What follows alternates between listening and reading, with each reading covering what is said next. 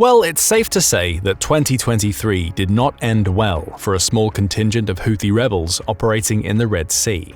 According to representatives from US Central Command, on the morning of December 31st, 4 small vessels being operated by members of the Iranian-backed militant group were decimated by a group of US Navy Seahawk helicopters that had responded to the urgent distress call of a Singapore-flagged civilian shipping vessel. Armed with crew-served and small arms weapons, the Houthis approached and began firing at the 353-meter-long container ship, the Maersk Hangzhou. During the attack, the 4 small boats got dangerously close to the much larger vessel, within 20 meters, and even attempted to board it. And when it looked like the Maersk Hangzhou's onboard security team might be outmatched, the call went out to the Navy. But this wasn't the first time that Maersk Hangzhou called the Navy for help. In fact, it was the second time in less than 24 hours that they'd been attacked by Houthi forces as they were traversing the increasingly dangerous waters of the southern Red Sea. Just the day before, the ship was reportedly hit by a Houthi-fired anti-ship ballistic missile, and after the incident was reported to the Navy, the USS Gravely, an Arleigh-Burke-class guided missile destroyer deployed to the region earlier in the year, would end up shooting down 2 other missiles intended for the Maersk Hangzhou. Perhaps realizing they weren't going to get lucky with a long shot, the Houthis decided to move in for a closer attack, but this strategy would ultimately not work out well for them. Once that second call came in, around 6:30 a.m. local time, a small formation of Navy Seahawks lifted off from the deck of the USS Dwight D. Eisenhower, one of the Navy's 11 nuclear-powered aircraft carriers. Arriving on target a short while later, the Seahawks issued a series of verbal warnings to the Houthis, who responded by opening fire on the hovering helicopters. Big mistake. In an effort to defend themselves, the helicopters swiftly sank 3 of the 4 Houthi small boats, while the remaining boat fled the area. Once the smoke cleared, so to speak, there was no reported damage to either US personnel or equipment, nor were there any casualties among the crew of the Maersk Hangzhou. The Houthis, on the other hand, lost 10 fighters in the confrontation, according to a Houthi military spokesman, who also strongly warned against any further escalation by their American enemy. To annihilate the attacking Houthis, the Seahawk gun crews likely relied upon a combination of their 2 primary weapon systems, the versatile and reliable 7.62mm M240 machine gun, which can be mounted in a side door or window, or the 50 caliber GAU-21, also known as the M3M.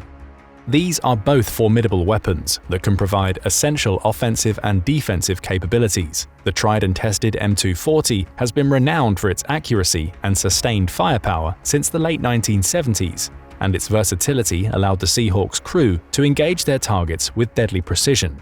But in situations where increased firepower and penetration might be needed, the M3M is going to be your best bet. Whether it's used for suppressive fire or precision targeting, this heavy weapon delivers devastating firepower, making it ideal for engaging armored targets or larger threats encountered in a maritime environment. Like a handful of powerboats loaded down with rebel fighters packing AK-47s. The Navy Seahawk helicopter, formerly known as the Sikorsky MH-60 Seahawk, is a versatile and highly capable aircraft, truly the modern-day workhorse of the Navy's current arsenal of aircrafts. The Seahawk was adapted from the Army's UH-60 Black Hawk and the Sikorsky S-70 family of helicopters, but ended up with a few highly unique design features, including foldable main rotor blades and a hinged tail.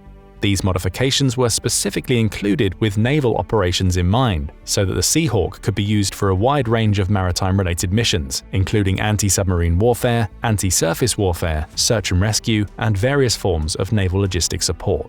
2 of the most notable variants of the Seahawk are the SH-60B and the MH-60R. Similar in design and capabilities, both the SH-60B and the MH-60R are currently being used by the Navy for a variety of combat, surveillance, and support missions. The MH-60R, though, is the more widely used and more modern variant, entering into service in the early 2000s, compared to the SH-60B, which was introduced in the 1980s. The MH-60R comes equipped with advanced sensors, including an airborne low-frequency sonar system, air-launched sonobuoys, and a sophisticated APS-124 search radar system. This allows it to detect, track, and engage submarines and surface vessels with precision-guided weapons such as Hellfire missiles and Mark 54 torpedoes. Another variant, the MH-60S, is primarily used for logistics support, personnel transport, and search and rescue, or SAR, operations. It features a large cabin space capable of accommodating cargo, passengers, or medevac patients. The MH-60S can also be equipped with machine guns and other defensive systems so that it can carry out these missions in a hostile environment. In fact, all Seahawk variants come with a variety of defensive capabilities designed to enhance survivability in combat situations, including infrared countermeasures, chaff and flare dispensers to counter incoming missiles, and armor-plated seats to protect the crew against small arms fire. But their primary defense is their ability to operate and engage potential threats at a distance, as we saw during this recent skirmish with the Houthis. The typical crew for a Seahawk consists of a pilot, an airborne tactical officer or ATO, and a sensor operator. In most cases, the ATO or sensor operator is responsible for employing the helicopter's weapon systems, including its machine guns and missiles.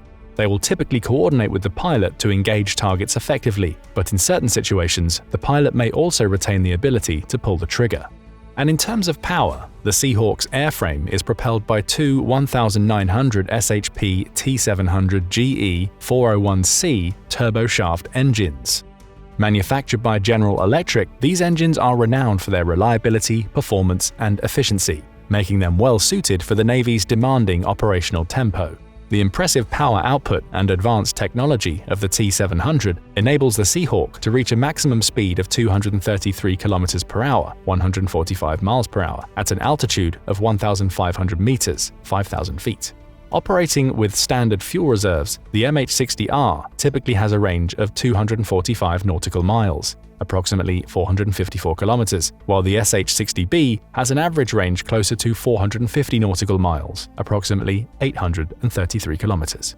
What makes these aircraft truly combat effective, however, is their capability to deploy at a moment's notice. Not just from shore bases or forward operating locations, but from Navy aircraft carriers, destroyers, frigates, fast combat support ships, expeditionary transfer docks, and amphibious assault ships. They can take off from and return to essentially any vessel with a flat deck, which allows for an impressively diverse mission profile. Combined with their imposing level of firepower, it was the Seahawk's rapid deployment ability that's made them so effective against the mounting Houthi threat. According to CENTCOM officials, the Houthis have launched nearly 40 attacks on the international shipping industry since November 19, 2023. But since the recent string of attacks in the Red Sea began, this was the first time a US asset had actually killed any Houthi combatants. Since Hamas attacked Israel last October and Israel promptly invaded the Gaza Strip, the Houthis have continued to use anti-ship missiles and drones to attack vessels they believe are either linked to Israel or heading to Israeli ports. And as a consequence, a number of shipping companies have diverted their vessels around this area of the Red Sea, which has resulted in daunting delays and other global supply chain issues. For example, just 2 days after the Houthis' disastrous face-off with the Seahawks, the Danish shipping and logistics company Maersk, the operator of the Maersk Hangzhou, announced a 48-hour pause in its Red Sea and Gulf of Aden operations. But it's not only the shipping companies who are responding to the Houthi threat.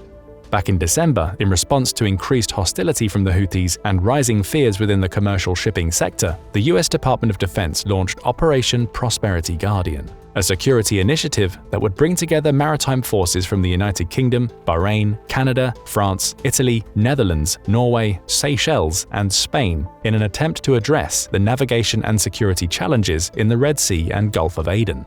According to US Defense Secretary Lloyd Austin, the new initiative's forces will operate under the umbrella of a previously established multinational naval partnership called the Combined Maritime Forces. They will also fall under the leadership of Task Force 153, a US Navy-led initiative that's based in Bahrain and is focused on maritime security in the Red Sea. Austin first introduced Operation Prosperity Guardian during a visit to Bahrain, where he stopped during a broader trip to the Middle East that also included meetings with leaders in Kuwait, Qatar, and Israel.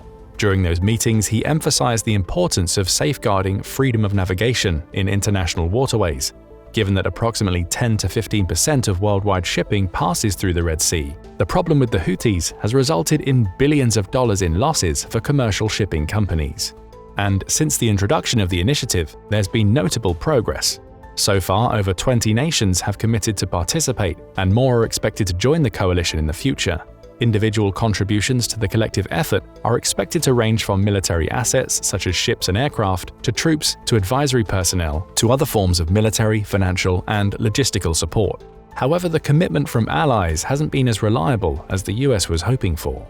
Almost half of the nations who joined up have chosen to remain unnamed, while some named partners have opted to contribute only a minimal amount of personnel. The DoD remains optimistic that the coalition will grow over time. At first glance, though, the group seems to be lacking the participation of several key players, including Turkey, Germany, Egypt, South Korea, and Japan. Other nations, including Italy, India, and France, prefer to stay out from under the US initiative's umbrella and are sending ships to the region on their own. But while these individual deployments may, in the long run, contribute to Prosperity Guardian's success, they also send the message that even some of America's closest allies remain hesitant to publicly align themselves, which isn't fully unexpected given the long-burning firestorm of controversy surrounding the West's participation in Middle East affairs. Even though the overall goal of Prosperity Guardian is to boost the confidence of commercial shipping companies so that they'll feel safe returning to business as usual, the unenthusiastic response from some of the US's most powerful allies does raise some concerns for the folks in Washington. At its inception, policymakers in DC had hoped this new operation would have similar success to international counter-piracy efforts in Somalia, but that hasn't been the case, probably because there are some clear differences in the Houthi threat. Perhaps the most notable being the highly political nature behind the Houthis' motivation.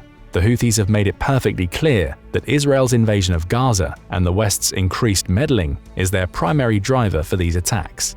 And as the Biden administration continues to offer its support to Tel Aviv, many nations remain very hesitant to appear as though they're taking a definitive side in the conflict.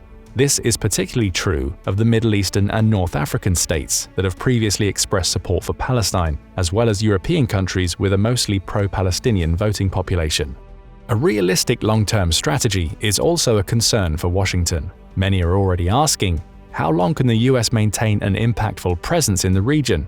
And if the US were to leave, wouldn't that just open the opportunity for future Houthi attacks?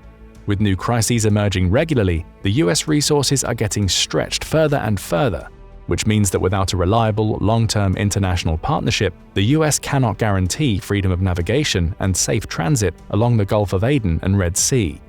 A recent estimate by US officials claimed that over 2,000 ships have been forced to change course to avoid the Houthi threat plaguing the Red Sea. In the past, the Houthis have used anti-ship cruise missiles, anti-ship ballistic missiles, explosive surface drones, and aerial drones to intimidate or attack both civilian and military vessels. But recently they've decided to try out another approach, an underwater attack.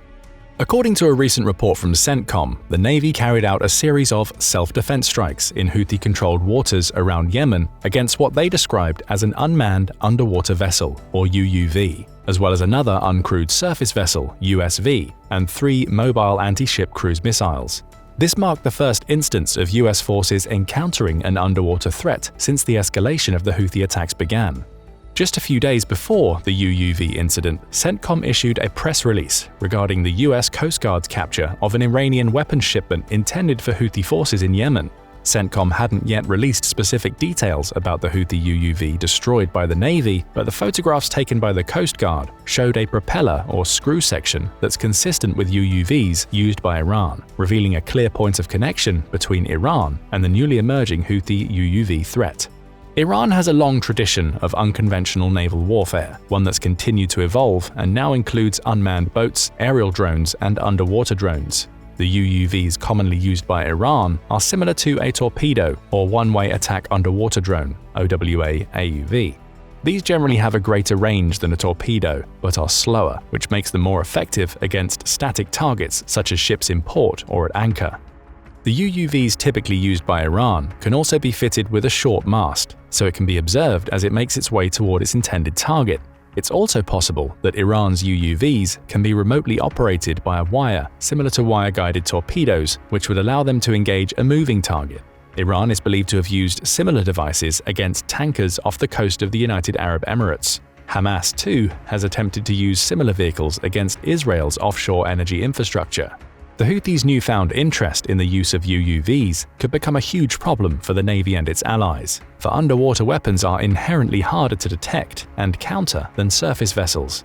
A UUV is more likely to remain undetected until it actually impacts its target, and because the point of impact is typically below the waterline, there's a significantly increased risk of the vessel being sunk. A warship hoping to counter an underwater attack must also rely on a very different set of tactics. One technique is using an explosive-laden surface drone, or USV, like the ones Ukrainian forces have been using against similar Russian threats. So far, though, the Navy has been highly successful in thwarting both the Houthis' surface and underwater attacks, but there's no telling how they will adapt or what other capabilities Iran might supply them with. For this will likely not be the last shipment of Iranian weapons that gets intercepted on its way to the Houthis. Nor was it the first. Since April 2015, in fact, the US military has intercepted at least 5 other shipments. Among other weapons and munitions, these shipments included thousands of AK-47s, anti-tank missiles, and even a few sniper rifles. But how do we know they came from Iran?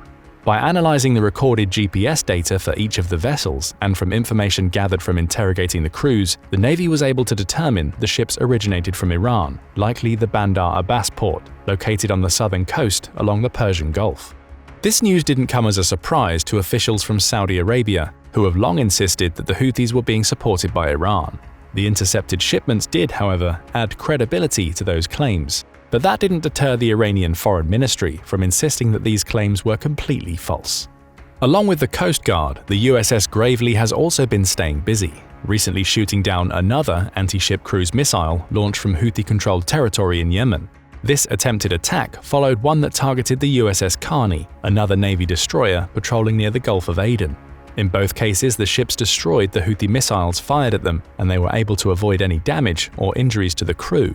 The Houthis have been eager to take responsibility for these recent attacks, in some cases perhaps too eager. According to US defense officials, the Houthis have even gone so far as to take credit for attacks that never happened. For example, they recently claimed to have targeted a Navy expeditionary mobile base, the USS Louis B. Puller, located in the Gulf of Aden, but the Navy says there was no such attack. Alongside Hamas and Hezbollah, the Houthis have declared themselves to be part of the Iranian-led so-called Axis of Resistance, or the unofficial league of extremist groups who've aligned themselves against Israel, the US, and the West more generally. According to experts, though, the Houthis' true motivations and political ideologies remain somewhat vague and contradictory. Originally, Houthi insurgents set out to imitate Hezbollah. They wanted to have power over the region without actually ruling. But the Houthis have always been on the outside, a militia group that's now only started to dabble in politics, and as a result, their Hezbollah-like denunciation of both the US and Israel often appears to be mostly for show. Despite their jihadist rhetoric, it's possible that they're simply another extremist faction looking to capitalize on the spoils of corruption. Originally known as the Ansar Allah, or Partisans of God, the Houthis later adopted the name of the movement's late founder, Hussein Badruddin al-Houthi. Emerging in northern Yemen in the 1990s, largely as a reaction to the rising Saudi influence in the region, the Houthis are a Shia Muslim political religious faction that, at the moment, controls a large portion of northern Yemen, including much of the Red Sea coastline, where they run a de facto government that collects taxes and prints its own money. Since 2004, they have been actively fighting against Yemen's Sunni-majority government, and it's no coincidence that around this same time, Yemeni President Ali Abdullah Saleh began calling for the arrest of hundreds of Houthis and even offered a reward for the capture of the group's founder. Tensions exploded a few months later when the older al-Houthi was killed, and his younger brother, Abdul Malik al-Houthi, stepped up to take command. Sporadic clashes between the Houthis and government forces continued for the next few years, leaving hundreds dead on both sides until a brief ceasefire was agreed upon in March 2006. Salah even granted amnesty to some 600 previously captured Houthi fighters, but by early 2007, they again found themselves at war. The fighting would continue for another 5 months until they could reach yet another ceasefire agreement. Things remained relatively cool for nearly a year until the fighting erupted again, and after a few months, around July 2008, Salah would be forced to relinquish the Houthi-dominated Sadr governorate to the rebels. Just over a year later, however, the Yemeni military would strike back with force, launching Operation Scorched Earth, with the intention of stamping out the Houthi rebellion in Sadr. Around this time, the Houthis crossed over the border into Saudi Arabia and began engaging with Saudi forces in a series of cross-border clashes as well. The Saudis responded by launching airstrikes against the rebels and engaging in regular ground skirmishes. Negotiations between Saleh and the Houthis went back and forth with little progress until February 2010, when Saleh's government agreed again to a ceasefire, But this may have been intended more as a form of misdirection, because early in 2010, the Yemeni military also launched Operation Blow to the Head, a crackdown on both Houthi forces and combatants from al-Qaeda in the Arabian Peninsula, or the AQAP. But the tide really began to turn in the Houthis' favor in the wake of the Arab Spring, after Saleh was ultimately ousted from the presidency. By the fall of 2014, the Houthis had taken control of most of Sana'a, Yemen's capital, and the Red Sea port of Hodeidah. And by early 2015, the Houthis had taken control of the Yemeni government, a move that was swiftly denounced by the United Nations. Saleh's successor, President Abdrabbuh Mansour Hadi, conceded to the Houthi leadership and was placed on house arrest, but soon fled the presidential palace in Sana'a, narrowly escaping to Aden. But once out of harm's way, he rescinded his resignation and declared himself the legitimate president of Yemen. He also declared the Houthi takeover a blatant coup d'etat. In 2016, the Houthis would dominate most of northern Yemen. By 2018, they were getting increasingly bold in their choice of targets, with missile attacks on Saudi Arabia becoming increasingly common and, not to mention, a July 2018 attack that damaged a Saudi oil tanker. Also in mid-2018, Yemen's now exiled president met with United Arab Emirates Crown Prince Mohammed bin Zayed Al Nahyan, and together they launched an offensive to reclaim the port city of Hodeidah that was ultimately unsuccessful. Savage fighting and horrendous human rights violations have torn the country apart, creating what the United Nations has called the world's worst humanitarian crisis. More than 23 million people, 80% of Yemen's population, would end up desperately needing humanitarian aid and protection. And as conditions worsened and the violence continued to escalate, US support for the Saudi-led coalition in Yemen began to waver. Several former Obama administration officials signed an open letter expressing regret for their support of the war and encouraging both sides to lay down their arms. Then, in December 2018, the US Senate passed a resolution invoking the War Powers Resolution, effectively bringing an end to US military support for the Saudi-led coalition that had been conducting airstrikes and other military operations in Yemen since 2015. The resolution to halt all logistical support and arms sales to the coalition passed the Senate with bipartisan support, making it the first time in history the Senate had voted to invoke the War Powers Resolution. Just a few months later, in February 2019, former Secretary of Defense James Mattis's resignation took effect, bringing an end to the Trump administration's commitment to finding peace in Yemen. In April, despite bipartisan support in Congress, President Donald Trump would veto the War Powers Resolution, arguing that it was both dangerous and an attempt to weaken his constitutional authority. Soon, the Trump administration would also put a freeze on $73 million of humanitarian aid for Yemen. A decision that drew heavy criticism from humanitarian organizations and lawmakers who argued that cutting aid would only worsen a situation that was already terrible. And after the US took a big step back, it didn't take long for the UAE to follow, announcing in July 2019 that it had completed its troop drawdown in Yemen. Recognizing an opportunity to advance their own interests, however, another Yemeni political military organization known as the Southern Transitional Council, or STC, moved quickly to assume control of the highly important cities in the south, including Aden, Abyan, and Shabwa. Since its inception in 2017, the STC has strongly advocated for the secession of southern Yemen and its restoration as an independent state, as it was before South Yemen and North Yemen were unified in 1990. Prior to the merger, North and South Yemen existed as two separate entities, and when they were joined, the intention was to create a single, sovereign state known as the Republic of Yemen, with Aden as its capital. But conflicts between the two regions, fueled by political, economic, and social differences, immediately broke out, eventually erupting into a civil war in 1994 when the South rallied and tried to secede. And when the STC made its move around the end of August, the UAE jumped back into the mix, this time launching a series of air raids against Yemeni government forces who were en route to Aden, hoping to take control back from the STC. But wait, you're probably thinking, wasn't the UAE just fighting with the government against the Houthis to reclaim Hodeidah? They were, but it appears the UAE lost faith in President Hadi and Yemen's weakened central government. The dynamics and power struggles within Yemen are highly complex, but for the most part, they are based on the desire for control and national security amidst a series of violent conflicts. The UAE's support for the STC has probably been rooted in a combination of strategic, security, and geopolitical goals, with the overall aim of advancing its interests in Yemen and the broader Middle East region. And in terms of the Houthis, it's probably safe to say that the UAE thinks the STC will do a better job of countering that threat.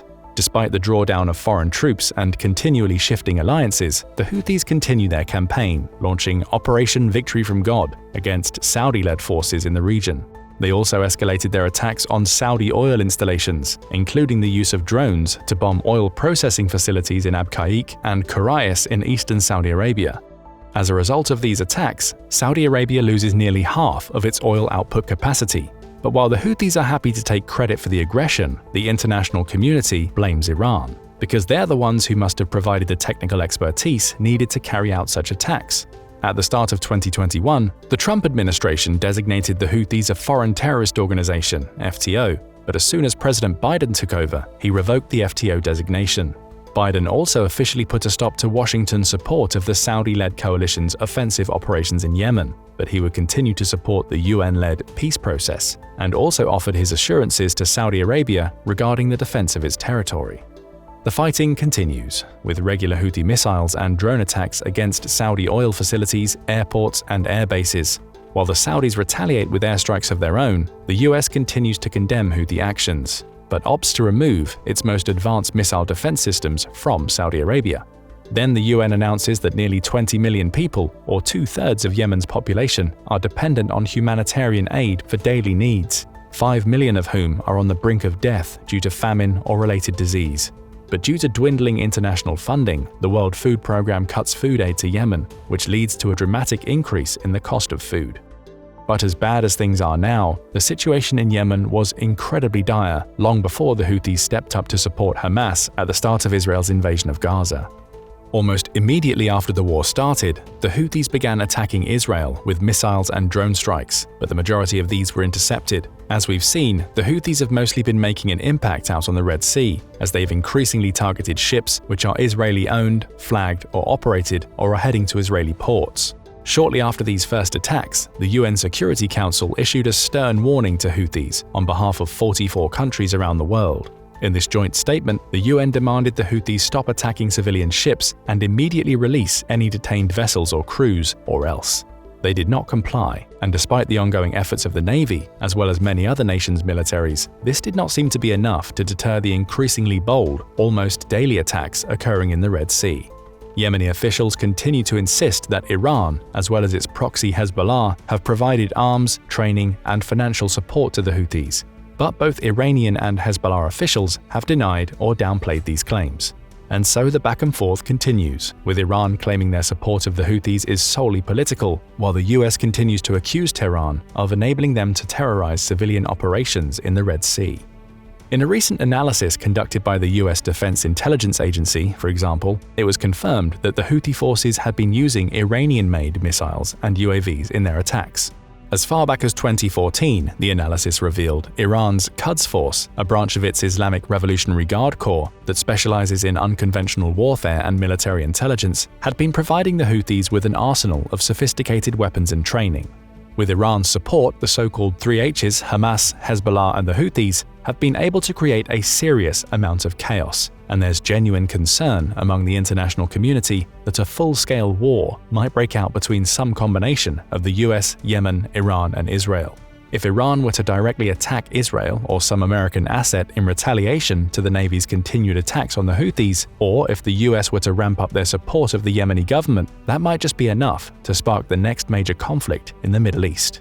So far, the isolated attacks and skirmishes we've seen haven't been enough to warrant direct military action from Iran, and Iran's leaders have been taking a more pragmatic approach. Even if they don't approve of Israel's invasion of Gaza, it seems they'd rather avoid a war that would likely involve the US, a war they would likely not win. Even before the arrival of the Houthis, from the Persian Gulf to the Red Sea to the Mediterranean, tensions in this region had been smoldering for decades. The conflict between Palestine and Israel is one of the world's longest-running disputes. But it wasn't until the emergence of Hamas, as well as the other two H's, that the stage will be set for nearly 15 years of violent conflicts on the scale we're seeing today. Ever since the first major conflict erupted between Israel and Hamas in 2008, the Gaza Strip has experienced ongoing destruction and horrendous civilian casualties. But on October 7th, a whole new chapter of this war opened up. Many experts believe Hamas's sudden escalation of violence was intended to derail the potential peace agreement that was being brokered by the US between Saudi Arabia and Israel. As part of this agreement, Saudi Arabia intended to address Palestine's concerns in general, but the Palestinians were not directly involved in the discussions, and this did not sit well with Hamas or their supporters. After Hamas's highly coordinated and brutal attack on the State of Israel, which included various other Palestinian militant groups, including the Palestinian Islamic Jihad, or PIJ, October 7, 2023 would be called the deadliest days for Jews since the Holocaust. Around 1,400 people were killed, including IDF soldiers, families that were attacked in their homes, and attendees of an outdoor music festival. Most of the casualties were Israeli civilians, but a number of foreign nationals were also murdered in the attack, while an estimated 240 others were hauled back to the Gaza Strip as hostages. The next day, Israel officially declared itself to be at war with Hamas, prompting Prime Minister Netanyahu to warn Gazan residents that they'd better get out as soon as possible. Another day later, Israel began a full-on siege of the Gaza Strip, cutting off much of the region's supply of water, electricity, food, and fuel. Given the horrendous conditions and mounting casualties in Gaza, it's clear why Hamas is going to fight this one out to the bitter end. But why, you might be asking, are the Houthis risking their hard-won gains in Yemen by getting involved in a conflict that 1. Doesn't directly involve them, and 2. Is thousands of kilometers away? Simply put, it's political.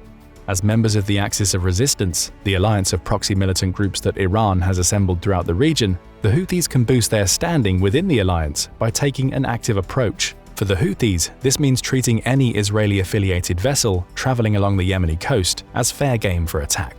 Before returning to Yemen in the early 2000s and becoming more politically active, several members of the Houthi leadership received religious education in Iran. But to label the Houthis' aggression toward Israel and its allies as simply a favor to Iran would be to overlook their own wider geopolitical ambitions. The group's enthusiastic support of Hamas and Palestine more broadly might also gain them both domestic and regional support for their efforts to control Yemen. But what do you think? Can the Houthis advance their own cause by aligning themselves with Hamas and Iran? As the Israel-Hamas war continues, will they become a more serious threat in the Red Sea? Even with Iran's support, will the Houthi threat ever be a match for the US Navy assets like the MH-60 Seahawk? Let us know in the comments. Now go and check out how F-18 Super Hornets devastated Houthi pirates, or click this other video instead. And don't forget to hit that subscribe button.